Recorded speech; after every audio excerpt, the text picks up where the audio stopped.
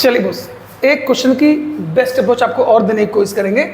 कर the system of in equation this this this this, इनसे मिलके पूछ रहा है कितने सोल्यूशन बनेंगे, 1 2 इनफाइनाइट, नो सोल्यूशन। तो देखिएगा इसको भी हम हवा में कैसे धुआं धुआं करते हैं। आप जरा इन दोनों केस को देखिए। वो कह रहा है जब मेरा x भी पॉजिटिव y पॉजिटिव, अगर मान लेते हैं पहली बार में हम 0 0 ले लेते हैं तो 0,0 इन दोनों केस सेटिस्फाई करेगा और ये यहाँ भी सेटिस्फाई करेगा।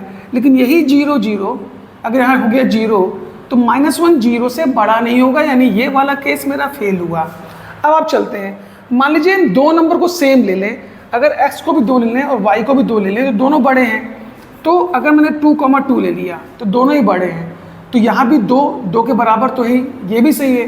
लेकिन फिर 2 - 2 डालेंगे तो 0 हो जाएगा और -1 फिर 0 से बड़ा नहीं होगा। दूसरा केस।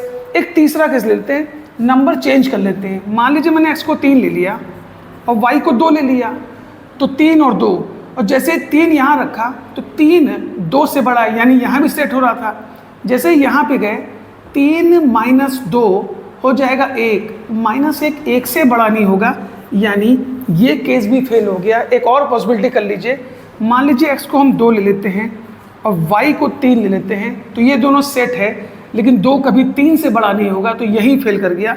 तो जितनी पॉसिबिलिटी हो सकती थी मैंने लेके आपको दिखाया कि वैल्यू मेथड से भी हम लोग सोल्यूशन निकाल सकते हैं।